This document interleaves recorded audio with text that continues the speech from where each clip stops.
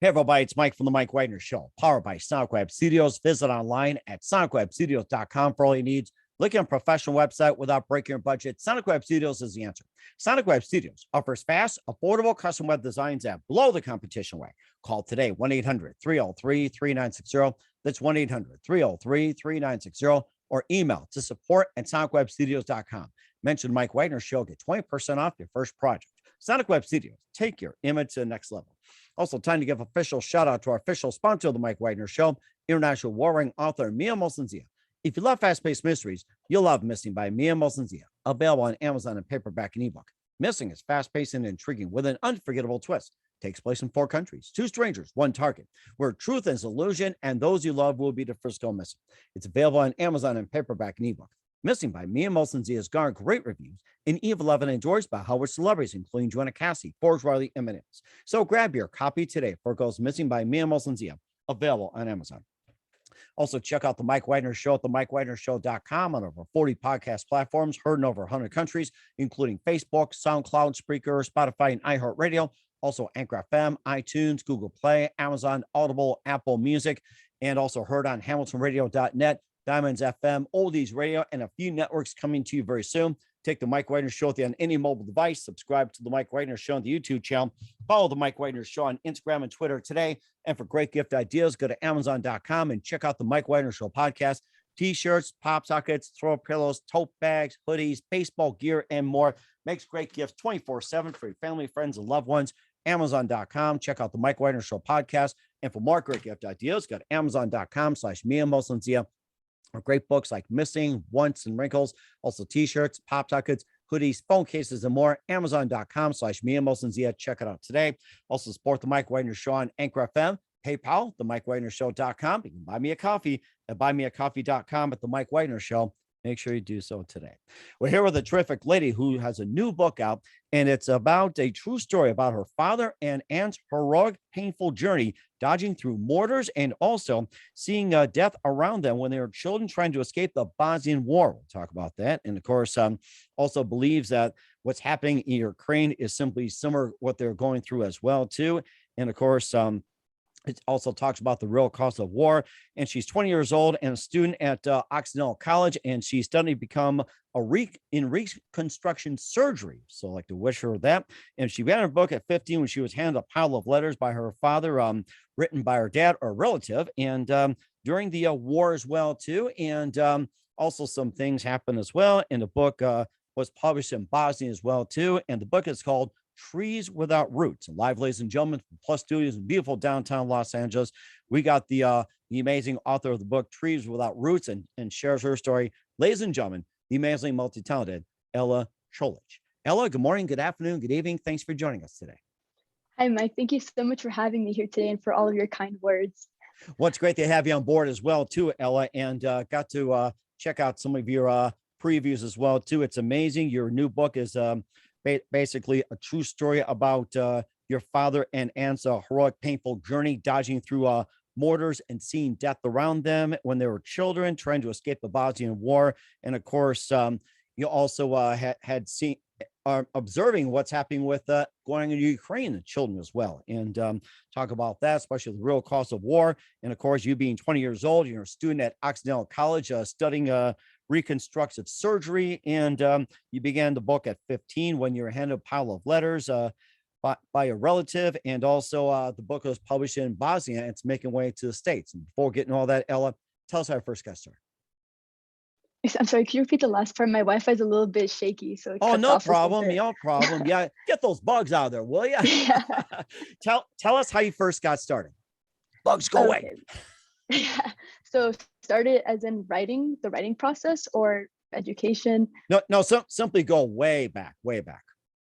Way back. Okay, so if we want to go way back, I was first interested in poetry when I was really young. I believe I was around 9-10 years old when I first started doing creative writing. I've attended some poetry contests, whatnot, and I even won like some young author competitions back in middle school. And it wasn't until I turned 15 and a half, where I rediscovered my love for writing. And I decided, after I got those letters, that this would make a really interesting concept for a book. And like when you're young, you believe you can do anything, correct? So Hmm. I figured, why not just tackle this big project and see how far I can go with it? It would really challenge my creative side, especially in regards to writing. And here I am. That's really interesting. And what was that one precise moment that simply influenced you into what you're doing for your rest of your writing career? I would say it's when I got those letters. Didn't really tell my parents this, but the second I got those letters, something kind of clicked in me, and I decided that I should write a book about it. But I waited just a few days because I knew they were going to be like, "Oh, you're young. Like everyone wants to write a book when you're young. So let's see if you can like really follow through." So of course there was a little bit of doubt, of course in like a loving way, not in like a, "Oh, you're not going to succeed" way. You know what I'm saying? So that was the moment where it influenced me to continue writing, especially since it had a very personal feel to it. And it was a bit of a different style because, in high school and college, you write a lot of essays, a lot of very analytical pieces. But this really influenced me to pursue kind of more of the creative side because I would have to interview both my father and aunt on separate occasions and try to make the story a bit more personal for the readers. Hmm.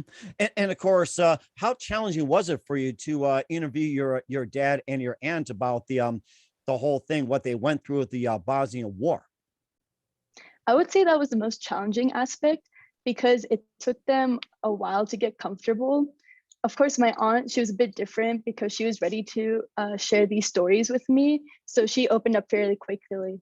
But for my father, it took him about a year and a half total of interviews because of course, there's like a little personal relationship. He is my father. He doesn't want to unleash all these burdens on me. He's having this little bit of a defensive and protective role because I am his daughter. But once he figured that I could handle it, which was, and I was trying to make him comfortable about it, then he was ready to share those stories with me. Hmm. What was that one moment simply that you felt that your dad was ready to talk about the war? It's like, what period and what was that one moment that simply said that I'm ready to talk about this? It's really hard to pinpoint because he fluctuated a lot between, I like to say that he was kind of in a zone when he would be telling the stories. So something would trigger in him and he would start expressing himself. He would go on this monologue and I would just sit there, record and listen to his stories. But there were other times where he would be very dismissive about it, cut me off, give me very bland answers. It could be like the following day too, after one of those types of interviews. So really, it's kind of hard to pinpoint when that happened. Hmm. And of course, how's this book impacted how you feel about the war in Ukraine? I see a lot of similarities that are going on. If anything, I just feel more disappointed because we're letting something history repeat itself essentially. So I mostly feel for the children, especially because they have no idea what's going on politically. They just know they have to leave their hometown, maybe even leave their families and start a new life elsewhere. Hmm. And also too with the what happened in the Bosnian War around the 90s or so, and they had the Ukraine War, going on in the 2020 decade as well too. That media coverage was a lot different. And do you feel the media coverage has been overblown with the Ukraine? They got into more details, or was it just like just too intimate? So how do you feel about the media coverage like with the Ukraine War compared to Bosnia back in the 90s? I definitely do think there's a lot more media coverage going on with the Ukrainian war, but I do think that's a good thing because you get to see firsthand accounts of what's happening and there's a lot less censorship in that way. You could be scrolling through, let's say, Instagram or some major social media platform and see a firsthand perspective of someone over there going into their bunkers, or you see a lot of intimate moments where I remember vividly there's this one video I saw where they're playing a piano in their destroyed office building while grenades are falling around them or like the grenade sirens are going off. So I do think it does create a more that those types of media coverage does create a bigger impact, and that's what's drawing a lot of attention. But on the other hand, like most stories that are in the media, it comes and goes pretty quickly. So I think right now that there's a lot less media coverage going on in regards to the Ukrainian war. I mean, that's maybe not be necessarily true, but a lot of the tension is now being diverted because there's so many current events going on. So that's just some of the pros and cons I've been seeing with the media coverage right now. Mhm. And how about the cost of war as well too? It's just like, how much is it really costing and everything else? You talk about the cost of war, in the Bosnian as well. Yeah, the biggest cost is definitely the humanitarian aspect behind it. one aspect that a lot of people don't consider from war is the generational trauma that stems from it. I briefly touched on it a bit earlier in regards to children that may not necessarily know what is happening politically, but children are often mirrors for the real world around us. They reflect the fears that adults and maybe even their parents are expressing, even though they may try their best not to. So yeah, there's a lot of components that go into it, but generational trauma is definitely one of the biggest aspects of war. Hmm. And of course, we'll talk about how it's affecting worldwide and everything else with Ella Colic. We'll talk about the book Trees Without Roots in just 1 minute. But first, listen to the Mike Wagner Show at the MikeWagnerShow.com, powered by Sonic Web Studios. Visit online at SonicWebStudios.com for all your needs. Look at a professional website without breaking your budget. Sonic Web Studios is the answer. Sonic Web Studios offers fast, affordable custom web designs that blow the competition away. Call today, 1-800-303-3960. That's 1-800-303-3960, or email to support@SonicWebStudios.com. Mention the Mike Wagner Show, get 20% off your first project. Sonic Web Studios, take your image to the next level. Also, time to give official shout out to our official sponsor of the Mike Wagner Show, international war-winning author Mia Molson-Zia. If you love fast-paced mysteries, you'll love Missing by Mia Molson-Zia, available on Amazon in paperback and ebook. Missing is fast-paced and intriguing with an unforgettable twist. Takes place in 4 countries, 2 strangers, 1 target, where truth is an illusion and those you love will be the first go missing. It's available on Amazon in paperback and ebook. Missing by Mia Molson-Zia has garnered great reviews and even loved and endorsed by Hollywood celebrities, including Joanna Cassidy, Forbes, Riley, and Eminems. So grab your copy today for Goes Missing by Mia Molson-Zia, available on Amazon. Also, check out the Mike Wagner Show at the MikeWagnerShow.com on over 40 podcast platforms, including Hamilton Radio, Oldies FM, Diamonds Radio, and more, and heard over 100 countries. Take the Mike Wagner Show on any mobile device. Subscribe to the Mike Wagner Show on the YouTube channel. Follow us on Instagram and Twitter today at the Mike Wagner Show. And for great gift ideas, go to Amazon.com and check out the Mike Wagner Show podcast. And for more great gift ideas, go to Amazon.com/Mia Molson-Zia for great books, merchandise, and more. Amazon.com/Mia Molson-Zia. Check it out today. Also support the Mike Wagner Show on Anchor FM, PayPal, the MikeWagnerShow.com. You can buy me a coffee at buymeacoffee.com at the Mike Wagner Show. Make sure you do so today. We're here with the amazing author Ella Colic of the new book Trees Without Roots here on the Mike Wagner Show. And when you're handed those, the pile of letters from your relative as well too. What are some of the things that were written in the letters? That was also part of the stories. What are some of the letters you think that just really stood out for you? A lot of the letters were very personal. I actually excluded a bunch of the letters from my book. I think in that envelope there were 50, but I only included 22 in my book itself, because you are dealing with a family that has conflicting identities. They are miles and miles away from each other. They probably haven't seen each other in months on end most of the time, and they don't know if the other family members are alive or not. So there have been actually a lot of letters that stood out to me, mostly because of the emotional toll that you can see that it took on my father and aunt when they were younger. But I don't think I can pinpoint necessarily one of them. Mm-hmm. And also, too, the Bosnian War happened between 1991 and 1995. Do you think Bosnia and also Serbia and Croatia and Herzegovina, do you think they're slowly coming together after the war? Are they still apart, or what's the status like within those around 30 years or so? I still do think there's a lot of divisive rhetoric going on, which is really unfortunate to see, because I thought that there would be some sort of rebuilding going on between the countries. But if anything, like in the most recent cases, there have been a lot more tension going on. Mm-hmm. And then based on what you observed or what your parents wrote about the whole Bosnian War and everything, when it was all Yugoslavia, and based on talking to people, your parents and relatives and everything like that, what do you think was a real cause of the whole split of Yugoslavia? That is a bit of a complicated question, and it goes very heavy into politics, which I don't necessarily feel comfortable talking about because it's not a main focus of my book. But yeah. Oh, that's fine. We just want to get some observations when I ask you about that. But and of course, the book's been published in Bosnia. You just returned from there. One of those things you're working on Bosnia as a result of publishing the book. Yeah, so I am an ambassador for this project that I'm working on with my Bosnian publisher, Mehmed Pargan from BMG Tuzla. The organization is called Moja Prva Knjiga, which translates to My First Book. And essentially, the proceeds of my book go to help financially publish another young author's book. So we hold this competition every year. We just had ours in December 13th, and we plan on having another one this year again in December. And essentially, young authors from any country can submit their short story or some sort of book that they're writing on. And if they win, then the proceeds will help publish their book. So my book was financially sponsored the book Bosansko Dijete, which means Bosnian child, and it is a poetry book written by the late Enes Hodžić. Enes Hodžić was 13 years old when he got hit by a grenade in front of his home and died along with his cousin. And the professors at his school, they found a bunch of poems that he wrote about the war, and it was hidden away in his school desk, and his parents didn't know until after he was deceased. So they took these poems and compiled into a book to honor him. And at our festival, I gave an introducing speech, introduced the book, and then we even played a documentary about his life. So we hope that this organization will have an effect to help encourage and influence and inspire other young authors to learn about their identity and to help them continue writing. And do you think these poems parallel along with the book that you put out as well too? Do you think the poems parallel with the book you wrote about?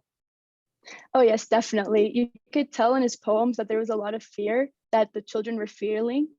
It has a very different spin on it, but it still has the same message that children absorb the world around them and they can tell when something's wrong, but even though they don't necessarily know the political situation. But he was extremely talented, and I think he accurately captured the picture of what it was like when the war was happening. Mm-hmm. And how does this writing the book change your life? It changed my life in a lot of ways, but most importantly, I think it brought me and my family closer together because I have a greater sense of my identity right now. Before I wrote the book, I knew that I was both Muslim and Orthodox and that my parents were Bosnian refugees, but I didn't necessarily understand the burden, quote unquote burden that came along with it. So after talking with my father and aunt, I finally understood the true sense of my identity. And I think in a way it has changed my worldview and helped me become a bit more open-minded and help see similarities in actually other refugees as well with that.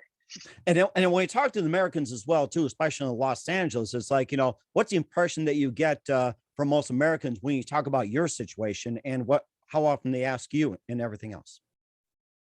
There's a lot of misunderstanding that goes along. I mean, most Americans don't necessarily even know where Bosnia is. So that kind of shows that this history is very much not talked about. So I hope that with my book, it can kind of bring the conversation back into light again. Even though the war happened only 30 plus years ago, I still do think it's important to keep talking about it and to learn from our mistakes.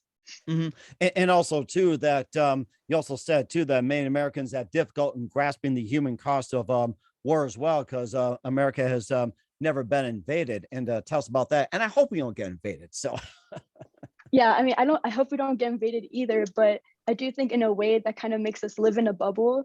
Like, for example, when we're talking about the Ukrainian war, it's very easy to just rely on statistics, and those statistics in a way dehumanize the refugees.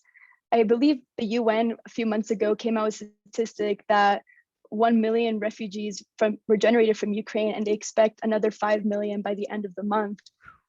To us, 1 million, it doesn't seem like a lot. That's like the population of the entirety of San Jose. But when we take that into picture, 1 million people have left their hometown and they most likely will never return to their home country ever again. That's huge. So I do think in a way, Americans are desensitized and they need to find a way to become more compassionate and not just view international relations with just numbers, but these are people with their own stories. They're just like us as well. And do you think too much social media is also causing the desensitization about both the Bosnian and the Ukrainian war? I definitely think a lot of social media tends to do that, especially since every day we're on the news, we're bombarded with bad news constantly, that it becomes so easy to feel hopeless and just to take these numbers and treat them as only numbers. So that's why I do think even though social media coverage is important in the way to deliver the news to us quickly and efficiently, but at the same time, it does make us desensitized, which can make it more difficult to generate change. Mm-hmm. And what do you want to what do you want to get the readers out of the book as well too? not only do I want the readers to take their anger and frustration and generate it into compassion, I also want them to learn about their own identity, learn about their family history, because once you have a better understanding of yourself, it makes you, as I mentioned, more open-minded, and that in turn will help you connect with other people more easily, which can later on, I believe, generate into change itself. And that sounds interesting. I think you're making a great impact, Ella. And what can we find more about your book?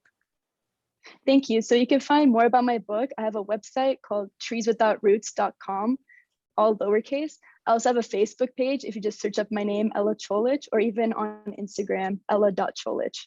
We will certainly do so. What's coming up for the amazing Ella Colic and more? We'll find out just 1 minute. You listen to the Mike Wagner Show at the MikeWagnerShow.com, powered by SoundWeb Studios. Visit online at SoundWebStudios.com for all your needs. Also brought to you by our official sponsor of the Mike Wagner Show, international warring author Mia Mosensia Missing, available on Amazon and paperback and ebook. We'll be back with the author of Trees Without Roots, Ella Colic, after this time out.